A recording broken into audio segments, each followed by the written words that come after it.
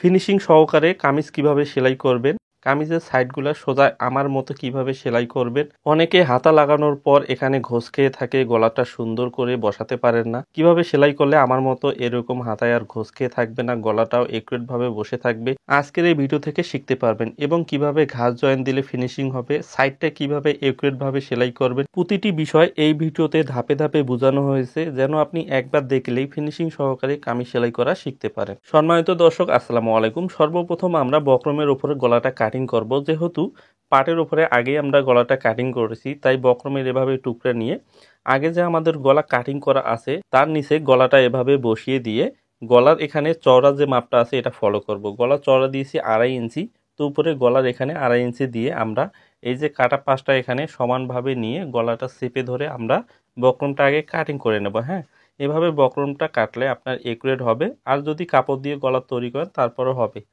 তো বক্রম কিভাবে কাটিং করবেন সেটা দেখিয়ে দিই। এভাবে একুরেটভাবে কাটিং করে ভেতর পাশ থেকে 2 পয়েন্ট বক্রম অতিরিক্ত আরও কাটিং করতে হবে সেলাইয়ের জন্য। তো কাটিং করে নিয়ে বাড়ির পাশে 15 ইঞ্চির মতো আমি বক্রম রেখে বক্রমটা কাটিং করে নেব। তো এভাবে কাটিং করে নেওয়ার পরে এই বক্রমটা সেম কালার কাপড়ের উপরে বসিয়ে নিতে হবে। তো আমি সুন্দর করে আয়রন দিয়ে বসিয়ে নিয়েছি। এরপরে বাড়ির পাশে যে কাপড়গুলো আছে এরকম করে আপনার সুন্দর করে মুড়িয়ে নিতে হবে। তো এভাবে মুড়িয়ে নেওয়ার পরে ভেতরের কাপড়গুলো সুন্দর করে কাটিং করে নিতে হবে। তো এভাবে আমি কাটিং করে নেওয়ার পরে ভেতর পাশে 2 পয়েন্ট কাপড় রেখে এই বাড়তি কাপড়গুলো কাটিং করে নেব। হ্যাঁ, এরপর এটা মিডল সেন্টার করে একটা কাটমার্ক করে নেব এবং মেন পার্টেরও গলার মিডল সেন্টারে কাটমার্ক করে নিতে হবে। তারপরে গলাটা এই সেন্টার বরাবর রেখে আমরা বক্রমের নিচ দিয়ে গা ঘেঁষে ঘেঁষে সেলাই দেব। তো এই সিস্টেমে বক্রমটা লাগালে আপনার গলার সাথে একুরেট হবে। লক্ষ্য করুন আমার কিন্তু মিডল সেন্টার এবং পাশে একুরেট হয়েছে। এখন ভেতরে যে কাপড়গুলো আছে ছোট ছোট কুচি কুচি করে কাটিং করে দিতে হবে। এভাবে কাটিং করে দিলে গলাটা আপনার সুন্দরভাবে ভেতর পাশে উল্টানো যাবে। তারপরে নখ দিয়ে এভাবে চেঁচে নিয়ে আপনার বক্রমের উপর দিয়ে একটা চাপ মেরে দিতে হবে। হ্যাঁ, চাপ সেলাই দেওয়ার পরে যেহেতু সুতি কাপড় আমরা নখ দিয়ে সুন্দরভাবে গলাটা চেঁচে দেব। এভাবে চেঁচে দিলে গলার ফিনিশিংটা অটোমেটিক চলে আসবে। যেহেতু দুই পাশে একই গলা, তাই একই নিয়মে দুইটা পার্ট তৈরি করে নেব।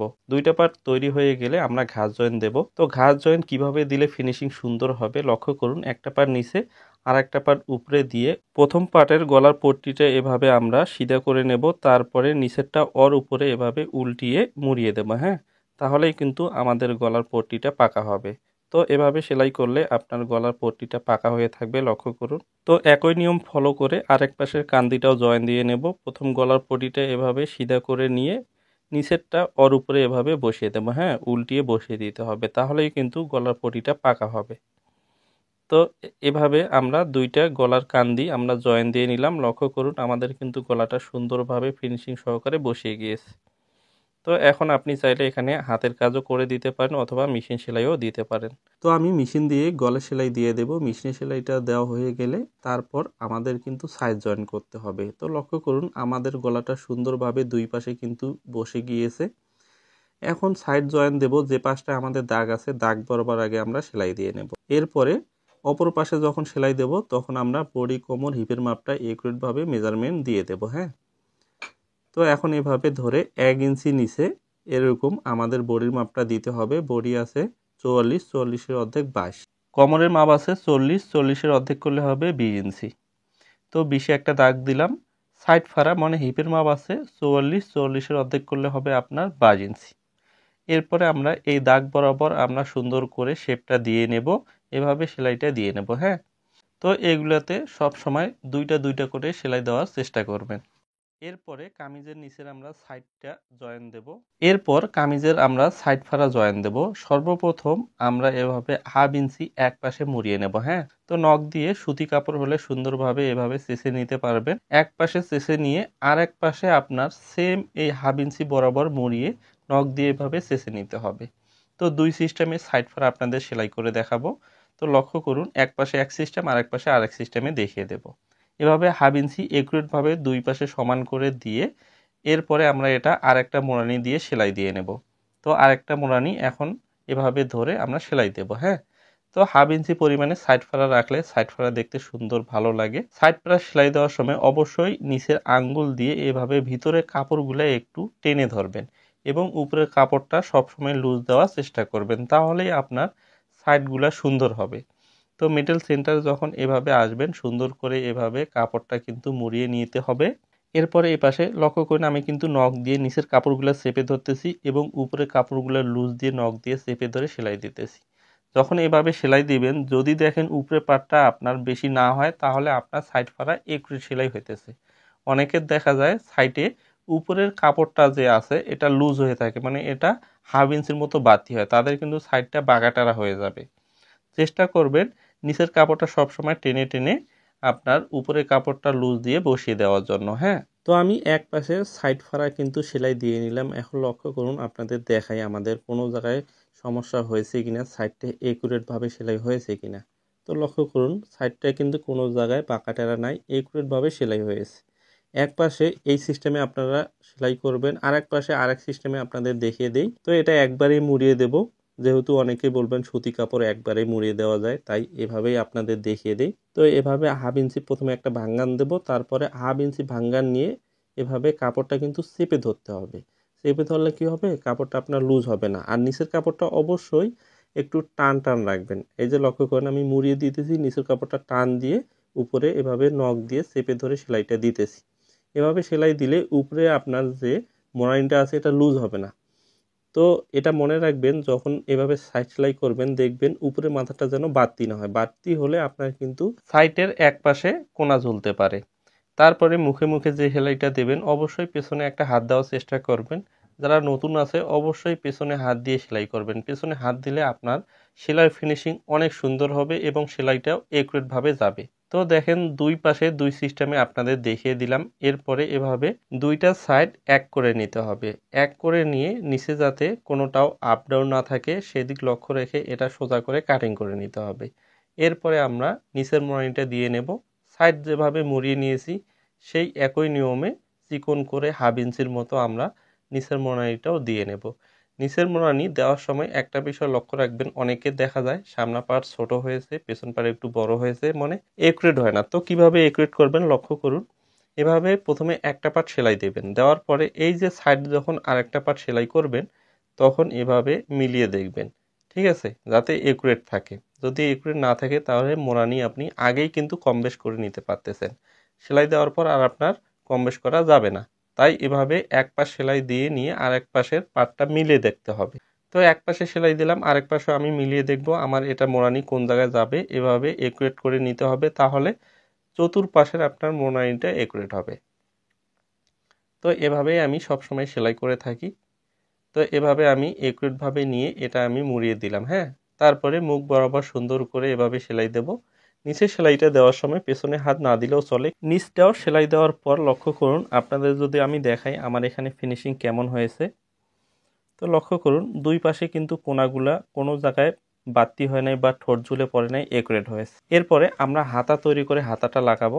তো হাতার মুখটা আগে মুড়িয়ে নেব। হ্যাঁ, হাতার মুখটা আমরা হাফ ইঞ্চি যেভাবে নিচ সেলাই দিয়েছি, মূলত জামার সাইড এবং নিচ যেভাবে সেলাই করা হবে হাতার মুখটাও সেম ভাবে মুড়িয়ে দিতে হবে, ঠিক আছে। তো দুইটা হাতার মুখ আমি একুরেটভাবে মুড়িয়ে দিতেছি। সাইডে জয়েন্ট পড়েছে তাই আমি জয়েন্টগুলো আগে দিয়ে নিয়েছি। ভিডিও লং যাতে না হয় তাই জয়েনের কাজটা আগে আমি শেষ করে নিয়েছি। তো হাতা দুইটা হাতায় আমি একবারে আপনাদের সেলাই করে দেখিয়ে দিতেছি। এরপরে হাতার মুখের মাপ ঠিক রেখে এটা সেলাই দিতে হবে। হাতার মুখ 12, 12 অর্ধেক করলে 6 ইঞ্চি মুখের মাপ ঠিক রেখে এখন এই দাগ বরাবর এটা সেলাই করে নিতেছি। অনেকেই হাতার সঠিক নিয়মে লাগাতে পারেন না, কখনো হাতার পাট বড় হয়ে যায়, ছোট হয়ে যায়, অনেক ঝামেলায় পড়েন। তো আমার এই সিস্টেমে কাটিং এবং সেলাই করলে আপনার এই সমস্যাগুলো হবে না। যারা আমার এই কামিজের কাটিং ভিডিও দেখেন নাই, কমেন্ট বক্সে লিঙ্ক পেয়ে যাবেন, সেখান থেকে দেখে নেবেন। এখন আমরা হাতাটা জয়েন করব। তো হাতা জয়েন করার আগে এভাবে মিলিয়ে দেখবেন, ঘাড়ের এখানে এভাবে ধরে আপনার দেখবেন ঠিক আছে কিনা। অবশ্যই সবসময় বডির পার্ট 2 পয়েন্ট বা 1 পয়েন্ট কম নিতে হবে এবং হাতার পার্ট 1 পয়েন্ট বেশি নিতে হবে। যদি দেখেন আপনার বডির পার্ট বড় হয়ে গিয়েছে, হাতার পার্ট ছোট হয়ে গিয়েছে, তাহলে কিন্তু সে বডিতে হাতা লাগানোর সময় আপনার জামার হাতায় কুঁচকিয়ে থাকবে। তো অবশ্যই মনে রাখবেন বডির পার্ট সবসময় 2 পয়েন্ট কম থাকবে বা 1 পয়েন্ট কম থাকবে। আমার লক্ষ্য করেন এখানে কিন্তু 2 পয়েন্ট বডির পার্ট কম আছে, হাতার পার্ট বেশি আছে। কেননা হাতা লাগানোর সময় আপনার বডি পার্ট টানতে হয়, হাতা কখনোই টানাটানি করা যায় না। তো হাতার 2 সিস্টেমে আপনাদের জয়েন করে দেখাবো। একটা হচ্ছে মিডল সেন্টারে জয়েন দিয়ে দেখাবো, আর একটা হচ্ছে নিচ থেকে জয়েন দিয়ে। হ্যাঁ, তো সর্বপ্রথম মিডল সেন্টারে আমি হাতাটা এভাবে বসিয়ে নিলাম। তো মিডল সেন্টার থেকে জয়েনটা আমি দিতেছি, নিচের পাটটা হালকা টান টান রাখতে হবে। তো নিচে আমি হাত দিয়ে রাখছি, লক্ষ্য করুন, এবং হালকা টানের ওপর রাখতেছি, এবং উপরে হাতা যে আমি বসিয়ে দিতেছি হাতাটা একটু লুজ করে রাখতেছি। অর্ধেক সেলাই দেওয়ার পর এই যে মিডল সেন্টার, এই মিডল সেন্টার আমার কিন্তু একটু মিলে গেছে। এরপরে সাইডের যে কাপড়গুলো আছে অতিরিক্ত, এগুলো মুড়িয়ে দিতে হবে। হ্যাঁ, কোনা করে মুড়ে দিতে হবে, কোনা না করলে আপনার এটা টান খেয়ে থাকে। তো অবশ্যই চেষ্টা করবেন সাইডের কাপড়গুলা এভাবে মুড়িয়ে দেওয়ার জন্য। হ্যাঁ, তো আমি কোনো জায়গায় কাটাকাটি না করি, যেন আপনারা বুঝতে পারেন আমার হাতা লাগা কেন একুরেট হয়। তো লক্ষ্য করুন, আমি একটা হাতা এভাবে লাগিয়ে নিলাম, আর একটা হাতা নিচ থেকে লাগিয়ে দেখাবো। এটা আমি মিডল সেন্টার থেকে লাগিয়েছি কিন্তু। এই যে এবার এই পাশে হাতাটা নিচ থেকে লাগাবো।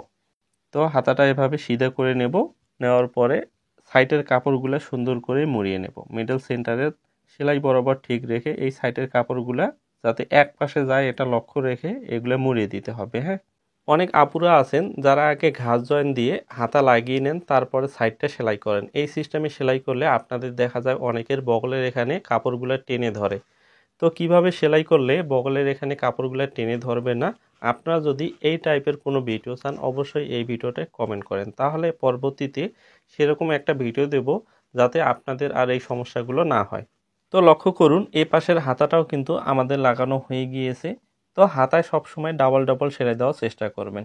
এখন হাতাটা আমি সিধা করে আপনাদের দেখিয়ে দিতেছি, কোনো জায়গায় আমার কুচকিয়ে আছে বা কোনো জায়গায় কোনো সমস্যা আছে নাকি আপনারা একটু লক্ষ্য করে দেখতে পারেন। তো আপনারা চাইলেও এভাবে সুন্দর ফিনিশিং দিয়ে যে কোনো কামিজ তৈরি করতে পারেন। তো আপনার যদি এই ভিডিওটা ভালো লেগে থাকে এবং কোনো কিছু প্রশ্ন থাকে অবশ্যই এই ভিডিওতে কমেন্ট করে আমাকে জানিয়ে দেবেন।